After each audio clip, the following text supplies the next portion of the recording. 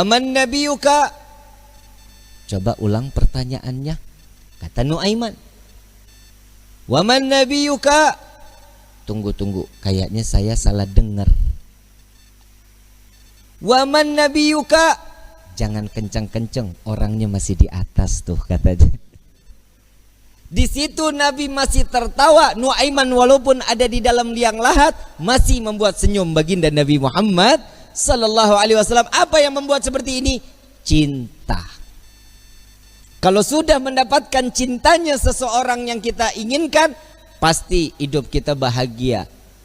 Bagaimana kita mendapatkan gapainya cinta Nabi Muhammad sallallahu alaihi wasallam? Orang yang bersolawat, insya Allah keluar dari sini, pulang dari sini berkah hidupnya. Bismillahirrahmanirrahim. Tidak akan sempurna keimanan seseorang jika Allah dan Nabinya harus jauh lebih tinggi di hadapan Allah. Itulah yang dikatakan orang-orang yang beriman. Sayyidina Umar bin Khattab. Ada yang kenal Sayyidina Umar?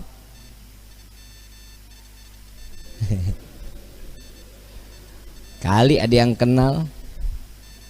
Umurnya tua juga kalau ada yang kenal. Sering kita dengar Sayyidina Umar, manusia yang diciptakan oleh Allah, jin aja kabur, iblis aja kabur ngelihat bayangannya. Gak ada yang berani. Tapi saat Sayyidina Umar mengatakan cinta kepada Nabi, dunia dengan seisinya sudah gak ada di hadapannya, gak ada di ujung matanya. Kenapa? Karena cintanya tulus kepada Nabi Muhammad SAW. Sayyidina Umar pernah memerangi Nabi. Orang yang salah satunya beriman kepada Nabi, sebelumnya dia perangi Nabi. Iya, Sayyidina Umar ibn Khattab. Siapa lagi? Khalid ibn Walid, Abu Sufyan. Banyak sahabat Nabi yang dulunya membenci Nabi, karena cinta berubah menjadi sesuatu iman yang hak di hadapan Allah Subhanahu wa taala. Khalid ibn Walid kita tahu betul, saat perang Uhud beliau dengan strateginya menghancurkan daripada umat Islam, meluluh lantahkan. Disitulah Nabi SAW dalam keadaan wajahnya penuh dengan darah. Khalid ibn Walid saat dia memeluk Islam sudah bukan orang yang dihinakan oleh Allah. Kenapa? Karena keimanannya kepada Allah dan Nabinya sampai diangkat oleh Allah sebagai Saifullah, sebagai pedangnya Allah Subhanahu. Itu karena cinta. Siapa lagi? Saya ada satu kisah sahabat Nabi namanya Nuaiman. Udah pernah dengar nama sahabat Nabi Nuaiman? Belum? Ngaji, makanya ngaji. Di pasar nggak ada nama Nuaiman. Nuaiman ini setiap hari mabuk di hadapan Nabi Muhammad SAW. Kalau mau ketemu Nabi, minum khamar dulu. Tahu khamar haram, tahu. Karena cari perhatian kepada Nabi Muhammad SAW. Jadi kalau ketemu mabuk, entah ditegur sama Nabi. Ya Nuaiman, haram, jangan diikutin, jangan diminum lagi. Iya ya Rasulullah, sadar, senang Nuaiman. Besok ketemu lagi, mabuk lagi. Kalau orang Tarajuk yang begitu mah PA. Lagi kalau orang Tarajuk mabuk mah kagak ada pantas-pantasnya. Kalau orang bule mabuk kan wajar ya. Matanya coklat, abu-abu, hidungnya mancung, habis minum pipinya ngeping-ngeping. Nah orang Tarajuk udah hitam, pesek, mata hitam semua, kurang tidur. Bener nggak? Udah, jangan ikutin sesuatu yang nggak diajarin Nabi. Kalau sudah dikatakan Allah haram, ikutin haram. Jangan pakai nanya kenapa. Kalau ada tanda tanya kenapa sih ini diharamin, imannya diragukan. Kalau sudah ketentuan Allah ini wajib, nggak bisa jadi makruh, nggak bisa jadi haram. Ketentuan Allah haram, nggak bisa jadi halal. Insya Allah mudah-mudahan Allah jaga hati kita untuk tetap cinta kepada Allah dan Nabi-Nya. Amin ya Rabbal Alamin. Ada satu kisah lagi di mana Nabi SAW setelah ditinggal oleh dua orang yang dicintai, Nuaiman ingin bikin senang Nabi SAW karena ngelihat Nabi itu selalu bersedih. Karena cintanya Nuaiman kepada Nabi Muhammad SAW, Nuaiman ini berangkat ke tempatnya Zaid bin Thabit. Sayyidina Zaid jual kambing, diminta sama Nuaiman, ya Zaid, saya ambil kambingnya 2, saya mau hadiahin ke Nabi katanya. Oh iya silahkan kata Zaid. Duitnya mana Nuaiman? Duitnya nanti minta sama Nabi. Ini kira-kira yang begini kalau kita ketemu kita apain nih orang? Dibawain 2 ekor sama Zaid yang nganterin, bukan Nuaiman yang bawa. Nuaiman ngintip dari samping tembok, ngeliatin. Begitu kambingnya disampaikan kepada di tangan Nabi, Zaid nungguin. Rasulullah senyum, alhamdulillah terima kasih banyak, ini hadiah dari Nuaiman. Ya Rasulullah, alhamdulillah kirim salam sama Nuaiman. Dan setelah sedihnya Nabi, pertama kali senyum saat Nuaiman menghadiahkan kambing kepada Nabi Muhammad SAW. Diterima sama Nabi, Zaid nggak jalan, diam aja. Ada apa lagi wahai Zaid? Ada lagi yang mau dibicarakan? Enggak ya Rasulullah, duitnya. Dan di situ Nabi ketawa yang kedua kali karena melihat Nuaiman sedang ngintip di balik tembok. Nabi bayar kambing tersebut dengan niat Nuaiman bukan orang yang punya. Karena cintanya Rasulullah kepada Nuaiman, Nuaiman dapat sesuatu kedudukan terhormat di hadapan Allah. Tukang mabok bikin kesel Nabi, tapi Nabi kalau nggak ada Nuaiman nggak mau ngajar. Selalu bikin senang Nabi Muhammad SAW. Satu waktu saat setelah Nuaiman wafat, Rasulullah yang mandiin, Rasulullah yang kafanin, Rasulullah yang masuk ke liang lahat. Kebayang kita, tangan Rasul SAW memegang jasad seseorang, sudah pasti jasad tersebut diharamkan masuk ke dalam api neraka. Sedih Nabi SAW kehilangan sahabat yang selalu membuat gembira Nabi Muhammad SAW. Setelah dikubur, semua masyarakat pulang. Rasul SAW mengatakan, wahai sahabat, silahkan kalian pulang. Aku ingin menyaksikan saat Nuaiman ditanyakan oleh para malaikatnya Allah. Aku khawatir Nuaiman tidak dapat menjawab. Ditungguin sama Nabi Muhammad SAW. Ini mukjizatnya Nabi. Nabi dapat mendengar mungkar nangkir saat dimana dia membicarakan, mempertanyakan kepada ahli kubur. Datang malaikat mungkar nakir. Assalamualaikum ya ahlal jannah. Ya Allah, mudah-mudahan kita semua di alam kubur dapatan pertanyaan begini nih dari malaikat. Salam kepadamu wahai penghuni syurga. La ilaha illallah. Allahumma ja'alna minhum. Amin ya rabbal. Man rabbuka? Allahu rabbi, kata Nuaiman. Wa man nabiyuka? Coba ulang pertanyaannya, kata Nuaiman. Wa man nabiyuka? Tunggu, kayaknya saya salah dengar. Wa man nabiyuka? Jangan kencang-kencang, orangnya masih di atas tuh, katanya. Di situ Nabi masih tertawa. Nuaiman walaupun ada di dalam liang lahat masih membuat senyum baginda Nabi Muhammad SAW. Apa yang membuat seperti ini? Cinta.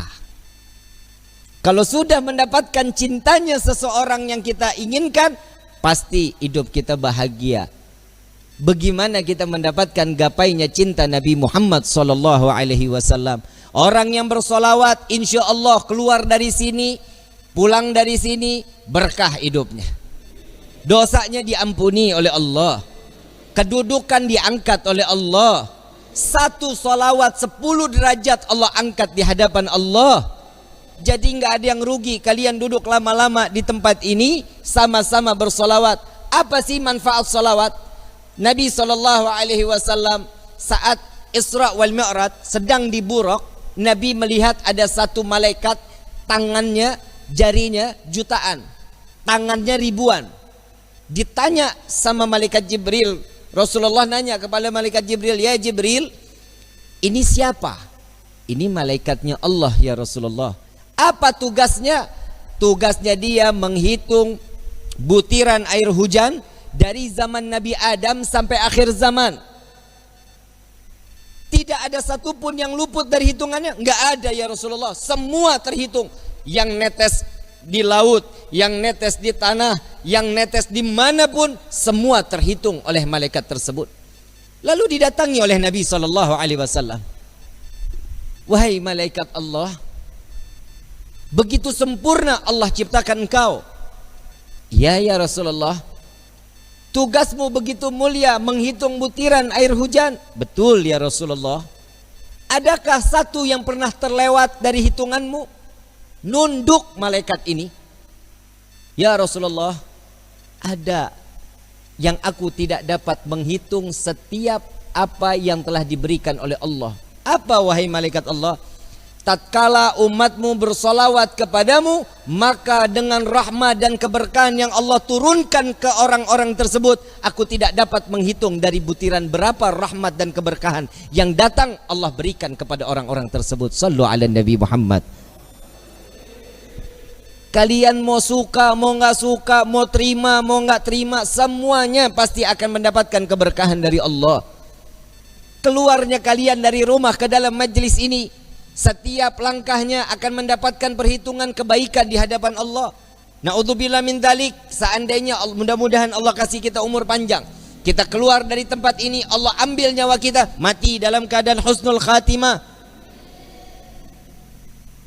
Dan beberapa saat yang lalu banyak orang-orang yang dikiranya kita umur panjang, masih muda, sekarang telah meninggal dunia ngelewatin kita. Betul? Karena ada satu wabah COVID-19. Tapi ingat, kematian itu bukan karena corona.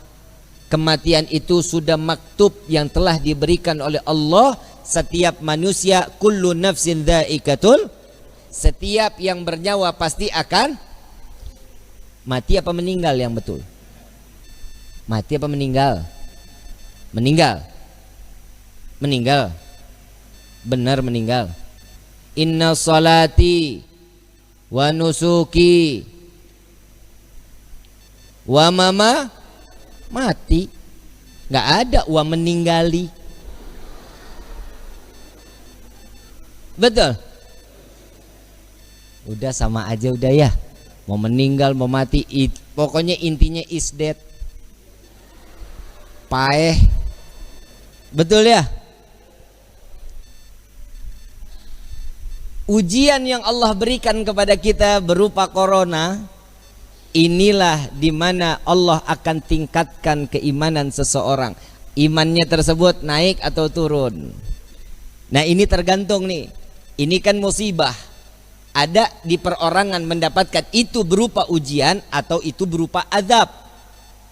Bib, siapa yang mendapatkan azab? Mereka yang tidak dekat dengan Allah, mereka yang jauh dari Allah, mereka yang tidak beribadah kepada Allah. Ini adalah salah satu contoh azab baru di dunia. Rezeki seret, benar. Kerja di PHK, betul. Coba lihat orang-orang yang mendapatkan ujian berupa ini, ujian dari Allah, ini paling senang. Kenapa? Tatkala dia dekat dengan Allah, orang yang mendapatkan ujian pasti ada kelas di mata Allah. Kalau dia ada kelas di mata Allah, berarti akan ada kenaikan derajat di sisi Allah. Nah, tinggal diri kita nih. Diri kita dapatnya nih berupa ujian atau azab buat diri kita nih. Ini tergantung dari diri kita. Nggak usah dijawab, Bib saya dapat azab, Bib saya dapat ujian, bukan. Tapi ayo introspeksi diri, sampai di mana ketaatan kita kepada Allah. Coba sekarang, kayak dari kemarin-kemarin sholat Jumat libur, betul ya. Tapi di sini nggak libur, jalan terus, nggak ada corona. Alhamdulillah, ada orang juga yang nyaut, Bib, giliran saya mau sholat, masjid ditutup. Lah, lu dari kemarin kemana aja? Jika ada satu musibah datang ke satu negeri, jika ini menjadi satu mudarat, maka diperbolehkan. Salat Jumat di rumah 4-2 orang terserah, gak apa-apa. Ini diperbolehkan. Tapi jangan coba-coba. Kalau seandainya ini cuman hanya penipuan atau ini sebuah satu kezaliman, maka yang tanggung itu bukan diri kita. Yang nanggung siapa? Urusan mereka yang memberikan satu kebijakan. Jadi kita sami'na wa ata'na aja, ikutin aja bagaimana kisarannya Allah udah memberikan seperti ini. Dari manusia-manusia yang sekiranya dia lalai kepada Allah, membuat kita nggak bisa ibadah kepada Allah, urusan dia dosanya kepada Allah. Kita tinggal ikutin aja. Tapi mudah-mudahan semua kita dipanjangkan umur oleh Allah Subhanahu wa taala. Mudah-mudahan wabah corona diangkat oleh Allah. Jika wabah corona ini adalah pasukan Allah yang Allah turunkan ke dunia untuk menyadarkan setiap hambanya, maka insya Allah ya Allah selesaikan semua tugas-tugas mereka. Amin ya rabbal alamin. Ini mau diterusin nggak? Terus nih. Sampai jam berapa kita nih? Hah? Saya kalau udah ngomong nggak mau berhenti loh. Bisa ketemu subuh loh kita loh, mau? Mau? Sampai jam 4 setuju? Gua mah enggak. Capek loh lidah lo. Hadirin wal hadirat yang dirahmati oleh Allah Subhanahu wa taala. Betapa beruntung setiap manusia yang diringankan langkah kakinya untuk sama-sama mendekatkan diri kepada Allah. Kita keluar dari sini, kita datang ke tempat ini, dari luar datang ke sini, yang pertama dengan niat mencari ridha dari Allah. Jangan niat snack. Percuma, nggak ada snacknya juga. Betul nggak? Gua aja cuman air putih. Tadi ngopi juga di rumah Pak Suha. Pak Suha numpang ngopi, tahu di masjid nggak bakal ada kopinya. Nah tiap hari kita datang ceramah, kasih air putih dikira gue mujair kali. Mesti ada warnanya kayak manis-manis gitu kan, enak ya. Bener Bib ya? Manisnya kayak Habib Alwi. Hadirin wal hadirat rahimakumullah. Sama-sama saya mau ngajak sholawat, boleh? Yang ada air, airnya dibuka. Kita baca sholawat tibil kulub. Yang punya penyakit, insya Allah penyakitnya diangkat oleh Allah. Berkah di hari Jumat ini, mudah-mudahan sholawat ini diterima oleh Allah dan ini menjadi suatu kebaikan buat diri kita. Amin ya rabbal. Yang kurang ibadah, insya Allah berkah sholawat ini kita makin ditingkatkan tingkatan iman ibadah kita kepada Allah. Amin ya rabbal. Allahumma salli ala sayyidina Muhammadin tibbil qulubi wa dawaiha wa afiyati abdani wa shifaiha wa nuril absari wa diyaiha wa ala alihi wa sahbihi wa sallim. Baca